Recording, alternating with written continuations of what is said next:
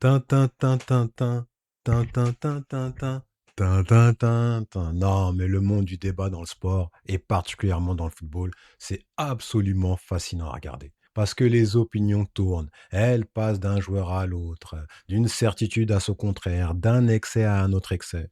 Le problème, c'est pas qu'on change d'avis. Le problème, c'est la facilité avec laquelle on transforme une mauvaise période en verdict définitif avant de passer immédiatement au suivant.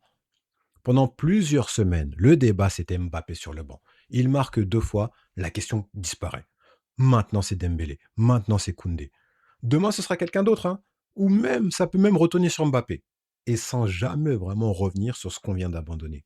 Sans se demander si on allait trop loin. Alors sur cette chaîne, l'une des raisons pour lesquelles il faut s'abonner, c'est qu'on essaye justement de prendre du recul parce que la trajectoire de ces conversations influence nécessairement notre vision du football. Et au fond, la vraie discussion devrait être simple.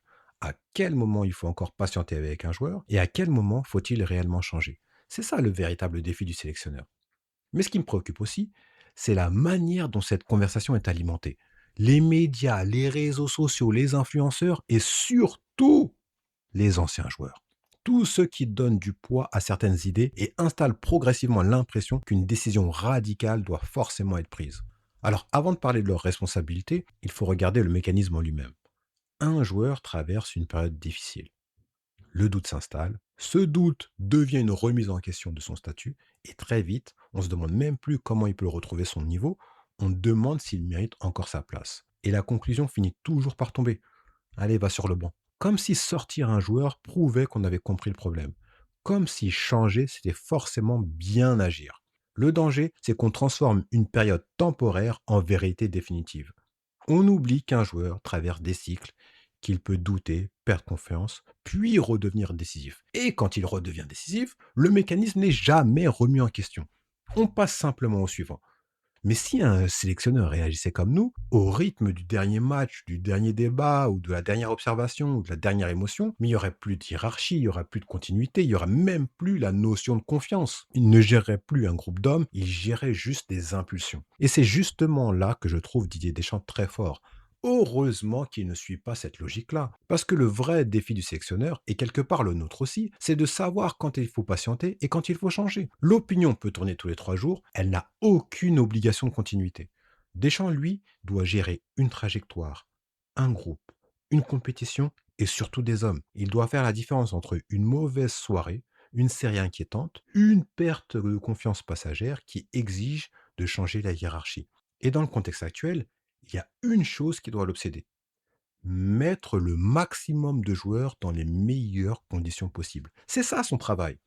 Trouver les meilleurs compromis entre les statuts, la forme du moment, les complémentarités et l'équilibre du groupe. Pas de chercher la décision la plus spectaculaire ou la plus forte, pas sacrifier un joueur uniquement pour donner l'impression qu'il agit ou l'impression d'être intelligent. Pour lui, une décision, ça s'arrête jamais au joueur qui l'enlève. Elle touche aussi le joueur qui entre, la confiance du groupe, la hiérarchie et tout ce qu'il a construit jusque-là. Et je pense qu'on a vraiment tendance à l'oublier, ça. Alors oui, le banc peut être une solution, il ne doit pas être interdit, mais ça ne peut pas devenir un réflexe. Parce que dans le sportif, la radicalité est rarement une fin en soi. Elle devient nécessaire quand il faut protéger un groupe, le maillot ou l'institution face à un manque de respect. Mais quand on parle simplement de forme, de confiance, de quelques mauvais matchs ou d'un équilibre à trouver, la décision brutale n'est jamais forcément la plus courageuse ou la meilleure. Et c'est là qu'on tombe dans le piège suivant, la radicalité qui donne l'illusion du courage et surtout du progrès. Le courage, c'est pas toujours de tout changer. Le courage peut être aussi de résister à la pression qui exige une sanction immédiate et à des raisonnements simplistes. Maintenant qu'on a identifié le défi du sélectionneur, il faut regarder tout ce qui façonne notre jugement. Et là, c'est vraiment où j'ai un problème avec le débat médiatique actuel. J'ai parfois du mal à savoir si l'objectif est encore de nous éclairer ou alors prendre une position suffisamment forte pour espérer influencer le sélectionneur. Parce qu'on sent une volonté de peser, de lancer une idée, de l'imposer dans la conversation, de la répéter jusqu'à ce que Deschamps soit obligé d'y répondre. Et forcément, si on est dans cette logique-là, dire attendons un peu, la situation est complexe, ça fait moins de bruit que Mbappé sur le banc, Dembélé sur le banc, Koundé sur le banc. La vérité footballistique est rarement aussi spectaculaire que le contenu qui attire notre attention. Le football, On l'a déjà dit, mais je le répète, c'est une histoire de confiance. C'est une histoire de cycle. C'est des compromis. C'est des joueurs qui traversent des périodes moins bien. Mais dans le débat actuel, il faut une conclusion immédiate, un responsable et une décision forte à réclamer. Et dans cette logique-là, préserver un minimum de sérénité autour de l'équipe de France, c'est jamais la priorité. La priorité, c'est que la conversation continue, qu'elle monte, qu'elle divise. Maintenant, pour les journalistes ou les influenceurs, on peut se dire, voilà, c'est comme ça qu'ils font leur bif, c'est comme ça qu'ils font leur business, etc. Donc on se dit, bon, ouah, allez, allez-y. Mais les anciens joueurs, là, personnellement, j'ai vraiment encore plus de mal.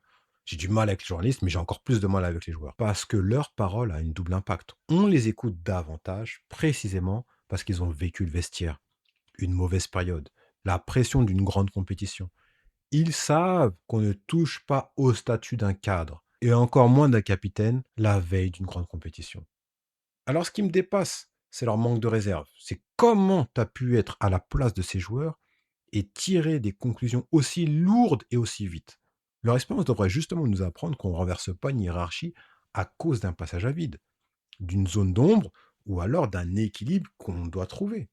Un ancien joueur devrait apporter de la profondeur au débat, pas seulement ajouter du poids au verdict. Son expérience devrait ralentir la conclusion, pas la rendre encore plus brutale. Parce que savoir ce que traverse un joueur, c'est aussi savoir quand il faut éviter d'en rajouter, de l'enterrer, et savoir comment l'encourager, si on est vraiment supporter de l'équipe de France ou d'une équipe. Et au fond, c'est peut-être ça la vraie leçon de ces dernières semaines. Elles nous apprennent pas seulement, quelque chose sur Mbappé, Dembélé, Koundé, Deschamps ou autres. Elles nous apprennent quelque chose sur notre manière de vivre le football, sur tout un écosystème, sur la vitesse à laquelle on transforme un doute en certitude, sur notre besoin de trouver immédiatement un responsable et sur la difficulté à laisser une situation évoluer avant de prononcer un verdict. Regardez tout ça dans son ensemble, alors c'est absolument fascinant. D'un point de vue sociétal, voilà, je suis vraiment curieux de voir comment cette conversation va évoluer, quelles nouvelles certitudes vont apparaître et surtout combien de temps elles vont tenir. Mais quand on aime l'équipe de France et qu'on veut la voir réussir, c'est aussi frustrant de voir que chaque difficulté devient une crise potentielle. Chaque doute devient un procès. Chaque mauvais match devient une urgence. Alors, comme je l'ai dit, l'objectif de cette chaîne, hein, je le répète, abonnez-vous si ce n'est pas encore fait. Et si vous êtes encore là, merci beaucoup. On veut prendre du recul. Essayez de faire en sorte que l'émotion ne nous pousse pas vers des conclusions qui seront trop rapides. Parce que la valse, elle va continuer. Les joueurs ciblés vont changer ou redevenir ce qu'il était avant, mais on n'est pas obligé de danser au rythme qu'on nous impose. Voilà, dites-moi ce que vous en pensez en commentaire. En tout cas, merci encore d'être là. Merci pour le soutien. N'hésitez pas à liker la vidéo et on se retrouve à la prochaine vidéo. En attendant, allez les bleus.